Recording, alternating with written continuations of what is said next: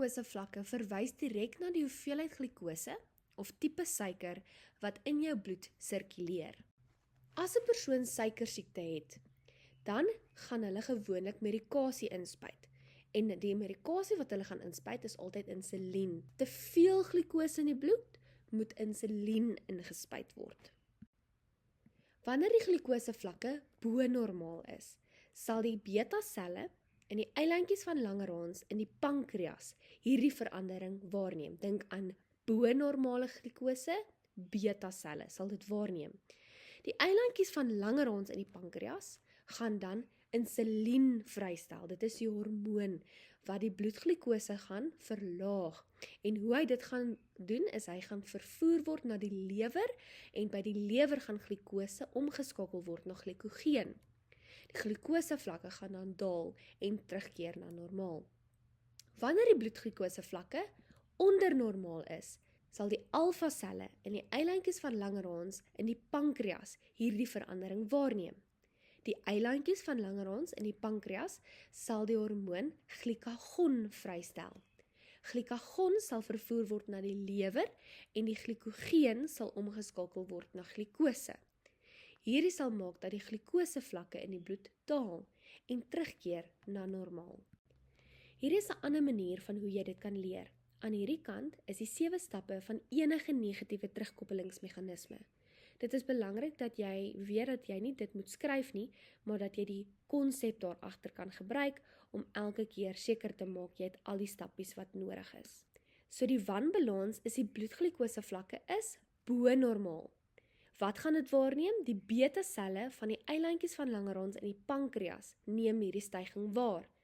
Die eilandjies van Langerhans sal insulien afskei. Insulien word vervoer na die lewer. Insulien stimuleer die omskakeling van glikose en glikogeen in die lewer en spiere. So dit is nie insuliensel wat glikose omskakel na glikogeen nie, maar die lewer wat dit doen. Insulien stimuleer ook die absorpsie van glikose vanuit die bloed na die liggaamselle. Die bloedglikosevlakke daal en keer terug na normaal. Wanneer die bloedglikose onder normaal is, sal die alfa-selle van Langerhans eilandjies in die pankreas die verandering waarneem. Die eilandjies van Langerhans in die pankreas sal glikagon afskei. Glikagon word vervoer deur die bloed na die lewer en daar sal glikogeen omgeskakel word na glikose. Glikose word dus in die bloed vrygestel en die bloedglikosevlakke styg en keer terug na normaal. Hier is net weer nog 'n ander manier hoe jy dit kan na kyk.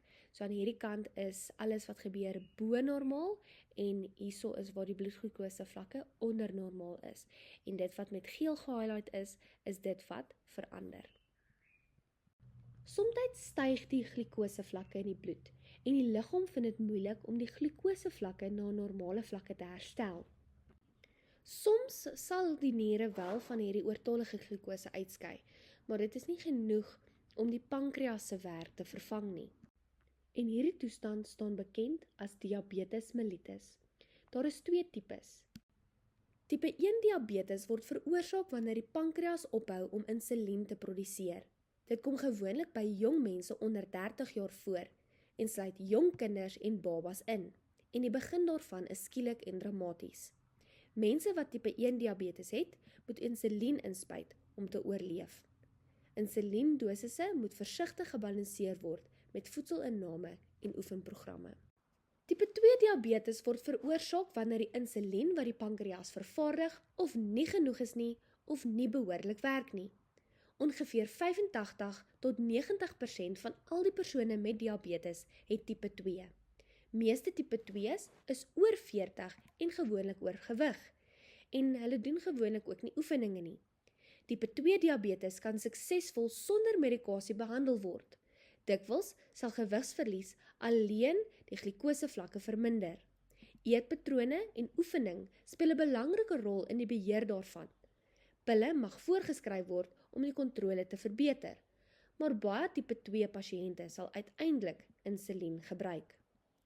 Simptome van diabetes sluit die volgende in: glikose in die urine, gereelde urinering, geweldige dors, moegheid, lusteloosheid of flauwtes, naarheid of braking, gewigsverlies, dowwe visie en nie genesing van wonde. Die behandeling van diabetes sluit in oefening, 'n dieet wat geskik is vir 'n diabetiese persoon en voorgeskrewe medikasie of medisyne vir die beheer van diabetes mellitus.